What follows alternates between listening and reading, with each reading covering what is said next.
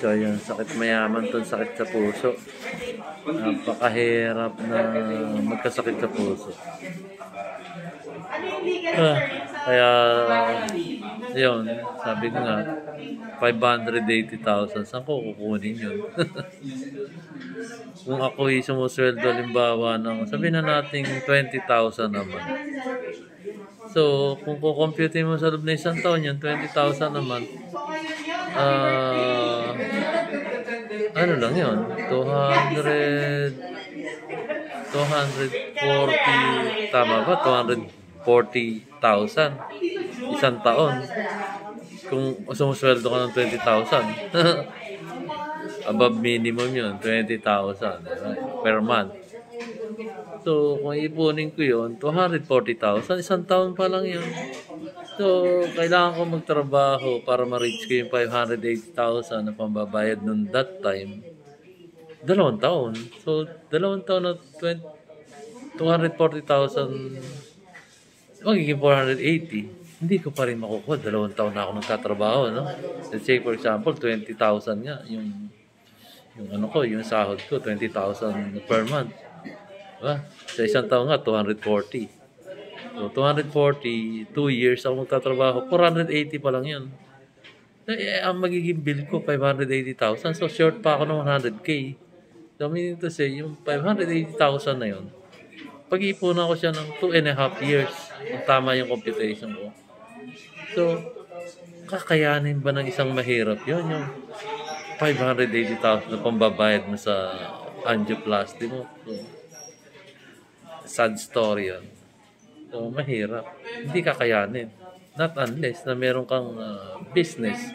Pero kung empleyado ka lang, kahit ikaw isang empleyado ng bangko noon that time, ang minimum wage noon is 520 per day.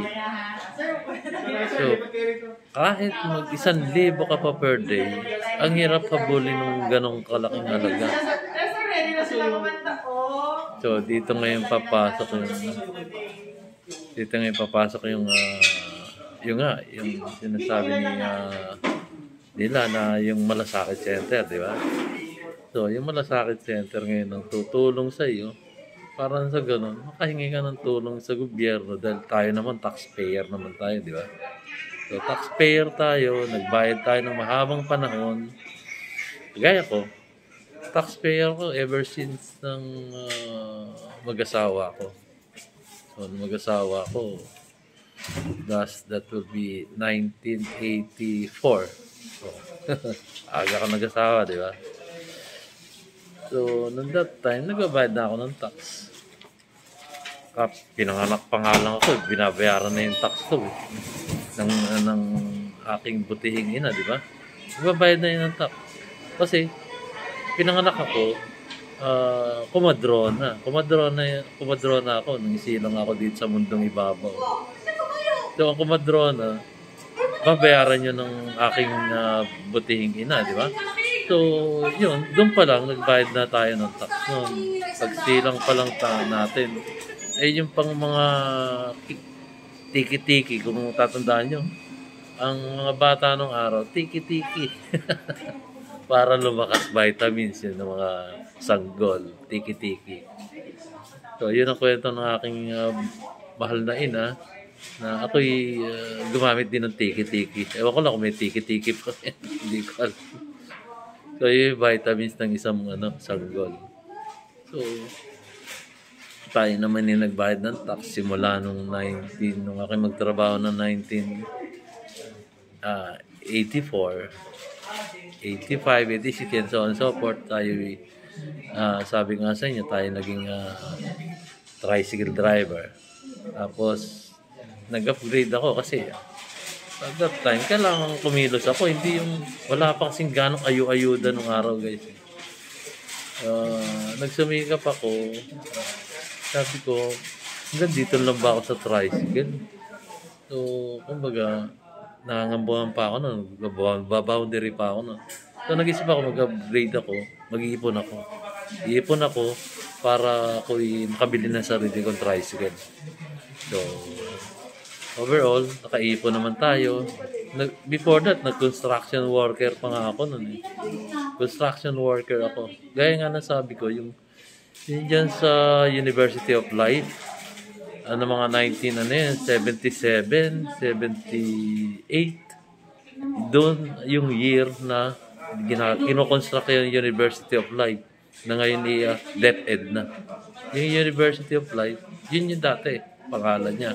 Pero ngayon, inukupahan na yun ng Department of Education. Doon na sila nag-opisina. Ewan ko kung ano nangyari doon sa University of Life. Kinonstruct yun ng 77, 78, mga gano'n. So, naging construction worker ako doon. So, sabi ko, yun nga, ganito lang ba ako? Alam niyo naman, yung lingkod, drive, lang tayo, high school graduate eh. So, yun, construction worker, tapos naging tricycle driver, tapos pumasok ako ngayon kasi natutunan ako, sabi ko, upgrade na ako. Hindi lang sa tricycle ako. So, upgrade nga ako ngayon. Pagmamaneho ngayon. So, naging company driver ako. That time, bata pa ako noon. So, company driver, ang sweldo lang namin noon. Wala pang 20 pesos noon. So, pasok ako ng company driver, tapos kung saan ako. Ang masaklap pa niyan, guys, ito eh. Nung panahon na yon, nung 1980, 85, 86 hanggang 87 hanggang 90s, contractual lang ang mga empleyado nun. So, asahan mo? After 5 months, alis ka na. Alis ka na doon sa kumpanya. So, maghahanap ka na naman ng applyan mo. Apply ka na naman sa ibang kumpanya. Tapos 5 months na naman. Ang hirap. Contractualismo. Yun ang problema ng ating bansang Pilipinas. Contractualismo. Hindi pa natatapos yan doon, guys. Apply sa kumpanya, company driver, napunta ako sa Jollibee, napunta ako sa Bench, napunta ako sa Euratex, napunta ako sa marami akong kumpanyang pinasukan kasi nga 5 months eh. Yan ang problema sa atin eh. Yung may kontrata ba? Napakasaklap. At bihira-bihira ang kumpanyang nagre-regular. Dadaan ka pa niyan sa casual. Diba? So, nakakalungkot. Nakakalungkot yung ating bansa. Mababalitaan ko pa ang daming kurakot na opisyalis ng gobyerno. Diba? Doon pa, nararamdaman ko na hanggang sa ngayon. Kaya nga yung sinasabi ng ayun, balik ako dun sa bukod dun sa contractualismo, pag edad, like for example ako, saka base sa aking karanasan, nag-edad ako ng 36 years old. Nagtiyaga ako sa mga contractualismo na yan. 36 years old, hindi na ako pa pwedeng mag-apply sa kumpanya. Kasi may age limit. Until now, meron namang age limit ngayon. So, meron dyan sabihin natin wanted driver. 25 to 35 years old. Minsan pa nga, sasamahan pa yan with pleasing personality. Valid, nakakalungkot, diba? Parang lang. So, sa contractualismo, tapos may age discrimination. Ba't may age discrimination? Sa ibang bansa nga, wala hanggang sa ang nangyari, age discrimination, hindi na ako makapag-apply sa kumpanya. Tapos, nung 2010, pumasok ngayon yung call center. Foreign owner yan, yung mga call center, US-based, ganon, o Australian-based. So, napasok ako ngayon sa US account. US account yung sa call center. Kasi dinare ako ng anak ko eh. Kasi call center din yung anak ko. Tapos sabi niya, Hindi mo naman kaya papa na ano, mag-call center agent. Sabi ko, oh. Sabi kasi nasanay lang ako pagda-drive ganun. So, dinner ako. Sabi ko ba, anak ko lang kita eh. Ako lang ang nagpakalaki sa iyo, di ba? So, pumasok ako ng call center. Interview. Unang interview pa lang, pumasa ako. Sa call center kasi may initial interview. Merong sinasabing exam. Tapos may final interview. Lahat yun. Naipasa ko yun. Isang kumpanya pa lang yung pinasukan ko. Pasado. Napasok ang inyong abang lingkod sa call center. So, pagpasok ko ng call center, ayun. Masaya naman. Call center, malaki sweldo. Umabot nga ako ng ano eh. Umabot ako ng 29,000 plus allowance. Umabot.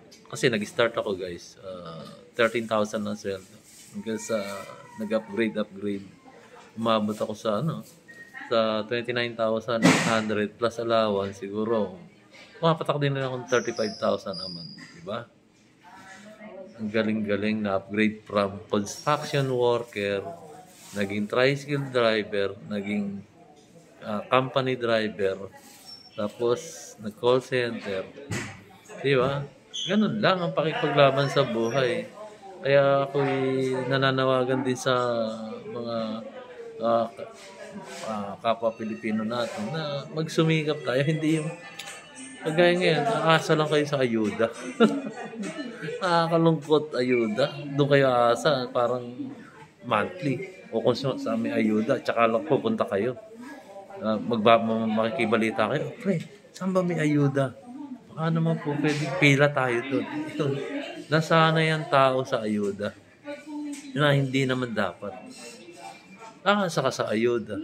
Di ba? Parang ginawa mo ng tamad ang sarili mo. Ang problema natin dito sa mga opisyalis ng gobyerno natin, napakaraming ayuda. Imaginein mo, ha? Nariyan yung 4-piece nung araw. O sige, 4-piece yan. Nariyan ng IX para doon sa may hirap na nangangailangan ng tulong. Tapos nilagyan pa ng MIEX. Tapos, sinaman pa ng tupad. Tupad? Ano yung tupad na yun? Tupad para para sa negosyo, para gano'n. Tapos, latest ngayon guys, AKAP. Hindi ka mag-aadyo sa AKAP na yan, na-AKAP yun. Di ba? Gaya ngayon, ano yung AKAP na yan? Bago yan, bago yan. Siyempre, yung mga sanay sa ayuda. Ano yung AKAP na yan? AKAP na yan.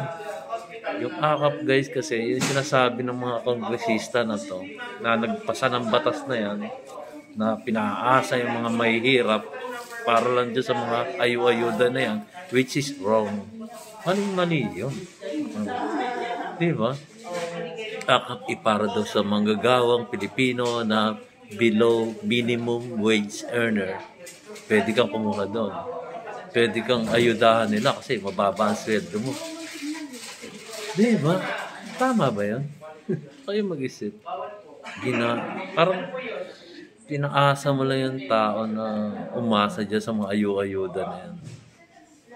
Dapat ang ayuda, kung kailangan mo lang, tsaka ka lumapit sa gobyerno. Pero kung hindi mo naman kailangan, tapos papasa ng batas patungkol dyan sa ayuda na yan. Ilan na yung ayuda? Napakarami na. Bakit hindi nyo lang isa-centralize? Isa na lang ang ayuda. Kung kailangan ng tao yung ayuda, tsaka ka lang lumapit sa gobyerno. Diyan sa DSWD, kung qualified ka. Yung masaklap dyan eh. Nariyan pa yung sinasabing qualified eh. Samantalang dapat mahirap ka, mayaman ka, dapat qualified ka sa mga ayuda na yan. Kasi ang mayayaman, mas malaki tax niyan. Yung mga negosyante, mas malaki tax na inaambag sa gobyerno, di ba? Yung mga kinukonsinti yung mga pasintabi po dun sa salat sa swerte, salat sa kayamanan, salat sa swerte sa hanap buhay. Yung kapwa natin mahihirap, pasensya na po, pasintabi. Pero kayo pinaasa lang. Kumbaga, inaalagaan kayo ng gobyerno para yung mga politikong kurap, para maalala nyo sila. Kung sakali mong eleksyon na, kagaya ngayon, next year, eleksyon na naman, di ba? Midterm election na Senado. So, eto na naman, maglalapitan na naman sa inyo to, yung mga kakandidato sa Senado. So, ibig sabihin, pagka tinulungan kayo ngayon, kasi sigurado magsisimula na gumanap para tulungan yung mga mahihirap na salat sa swerte. Yan ang inaalagaan nila. Totoo naman yan. Inaalagaan nila yung mga mahihirap na, sabihin na natin sa depressed area, yan ang nariyan ng boto. Nariyan ng boto nila. Kasi pag tinulungan nila yung mga nasa depressed area, siyempre, kung sino yung tumulong, matatandaan ngayon sa eleksyon. Di ba? Ganun lang kasimple. So, nakakalungkot. Dadaanin nila sa ayuda para matandaan yung pangalan ng politiko na yun. Dahil kasi malapit na naman eleksyon. So, balik ako dun sa yung ayuda na yun talagang dapat dyan, kung kailangan mo lang. Like for example, bigyan ko kayo ng bawa, maraming lumalapit sa Malasakit Center, di ba? Mas maganda nga ngayon yung ginawa, one-stop shop na nariyan na yung DOH, PCSO, nariyan na yung PhilHealth, marami. So, one-stop shop. Naroon lang sila sa isang opisina. Yeah. Ano po? Kayo po? Kayo po, anong pangalan po? Ano po yung nagsasagot po kayo ng coronation program? Ano po nararamdaman po? Ilang araw na, ilang ba na yung masakit po? Hindi pa nakakatawa. Tapos, Natutuwa nga ako, di ba? Sabi nga ng doktor ko, parang wala kang sakit sa puso. Ang dal-dal-dal mo. Ang dal siya. Dok, ganyan naman nangyari sa 2020, di ba? May 3 bara ako sa puso. bakit po kayo pinagpa-laboratory ba? Nag-audio po is Na-interview rin. bantay po kayo sa labas? May bantay po kayo sa labas? Tapos, ito naman Dito po kayo sa ano? Dami may sakit sa puso. Sabi po ni tatay. Kasi nga, yung sinasabi ko nga kagaya kanina, sinasabi ko na yun sa kinakain natin. Ang lifespan ngayon ng tao, umiigsi na ng umiigsi. Kung nung panahon ng Old Testament, tingnan nyo naman mga edad ng tao. No? May 1,000 taon pa nga, may 900. Tapos hanggang sa lumilipas ang panahon, yung ibang nasa Old Testament, nagiging 900, namatay ng 800. Pini-explain naman din, meron natatay ng 500 years old, namatay ng 300 years old, yun sa Old Testament yun. Pero ngayon, iba na eh. Iba na ang lifespan ng tao ngayon. Yung lola ko, inabot nga, 120. Diba, 120 years old inabot niya. Kailan pa yun? Pinanganak ang lola ko, 1898. Yung pinanganak ang lola ko. Namatay siya, 120. So, mixi na yung, sa panahon ng lola ko, mixi na yung, yung lifespan ng, ng tao, di ba? Tapos ang nanay ko, namaya pa nanay ko, lang, 68 years old. Imagine. Ako kaya, hanggang ilang taon kaya ako? Sir, yung film nyo, follow up nyo na lang po mamaya pag po kayo umuwi. Kasi sira lang yung printer namin. Basta ako, pero may bibigay po ang kami hiling inyo. ko lang, Yan mo na lang si pagka kinuha ang buhay ko, yung nakahanda na ako. Huwag niya sanang kukunin ng babawin yung buhay ko nang hindi ako nakahanda para humarap sa kanya sa huling araw. Yun lang. Ayoko kasi mapunta ng impyerno eh.